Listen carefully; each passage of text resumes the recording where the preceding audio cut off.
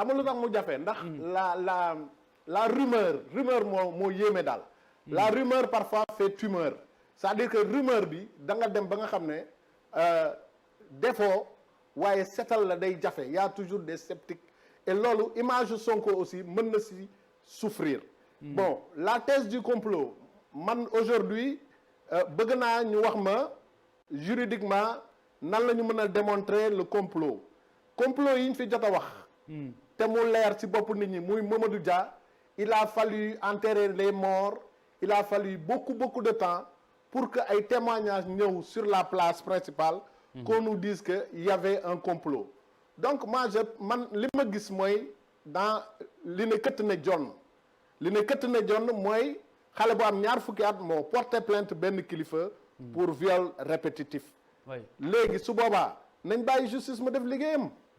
bon qu'on nous dise que aussi par exemple mon frère Ngouda le professeur Ngouda Mboup li mu wax man dama ko jox exemple ñoom Ablaye Wade à l'époque rek que dans certains pays aussi xam na loolu il fait du droit comparé.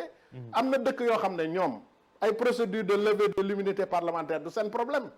mais fii les avocats on dit que à Ousmane Sonko dañu wax Ousmane Sonko ne ko bul dem waroo dem dañu war a topp procédure pour lever ses immunités mais la gendarmerie n'a pas cherché à avoir un mandat d'amener wala forcer la main pour amener Ousmane Sonko nga këram nekkul dans les locaux de la gendarmerie donc c'est pourquoi je parle de la sagesse de la gendarmerie parce que gendarmerie mënoon na ne man j'ai reçu des instructions yow professeur Ngouda Mboup xam nga l'école des baïonnettes intelligentes et l'école de l'obéissance passive ñaar la am na gendarme yoo xam ne boo leen joxee ay instructions duñ ko discuter dañuy dem exécuter ko donc ñaari école yooyu moo am en droit mais je considère que aujourd'hui la gendarmerie a une posture très sage dans cette affaire. alors Maïmouna yow damay inverser question bi parce que comme ni ma ko waxee ñaari protagoniste la benn victime présumée ak benn auteur présumé mais je pense que li professeur Ngouda wax aussi c'est pas enfin mën nañ ko dégg que ni Adja Sarr ak nu mu mën a demee mënu si génn indemne donc yow en tant que membre d'association de défense des droits des femmes ak suivi bi ngeen def ci ñi nga xamante ni elles sont victimes de viol bon nan nga envisager ne xëy na noonu la ñu war a mën a taxawee bu ñu toll si càppandaw ga par rapport ak taxawaayu ndaw si. waaw je pense que quelle que soit l'issue de cette affaire il y a des leçons à tirer. quel que soit jeexantalu mbir mi. am na ay njàngat yu ñu ci war a jàpp Khalifa. bu fekkee ni dëgg la ne Ousmane Sonko li ñu koy tuumaal li ko Adji Sarr di tuumaal dëgg la. dafay ñëw indi benn question mooy le profil des violeurs au Sénégal maanaam tey ak noo munti mel sa situation économique sociale politique professionnelle ak foo munti toll nga doon kilifa walla dara exactement mën nga nekk un violeur. Ce que je veux dire je veux juste expliquer le fait que. li nga bëgg wax ni mooy statut bi statut mën na jombale nit maanaam nit ki mën nañ ko jombale lenn. maanaam mën nañ jombale oustaz bi nangam. jombale homme politique bi nangam. jombale. waaw jombale pour war damay bëgg expliquer rek xam naa dinaa ko wax mu leer Khalifa. c'est juste pour wax ne. tey jii nit ki ak statut bu mu munti am. bu ñu ko jiiñee viol nañ ko topp ci yoon.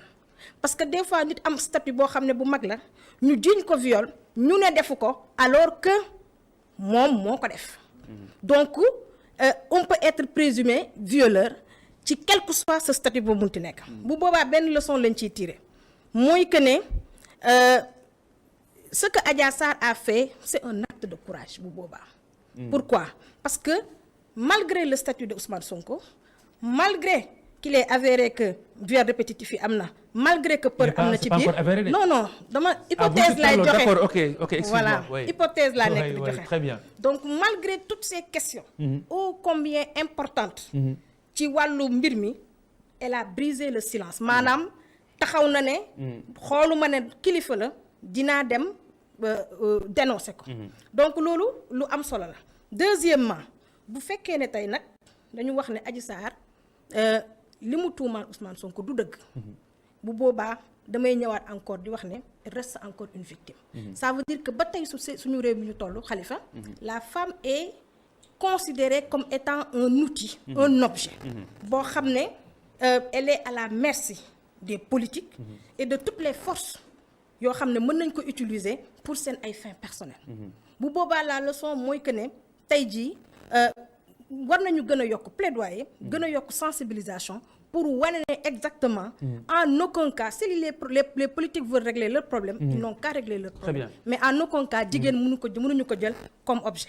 il nous reste 5 minutes donc dafa am loo xamante ni waxoon naa ko ci njëlbeen mais dama ko bëgg a jeexalee parce que mu nekk am njàngat parce que Sénégal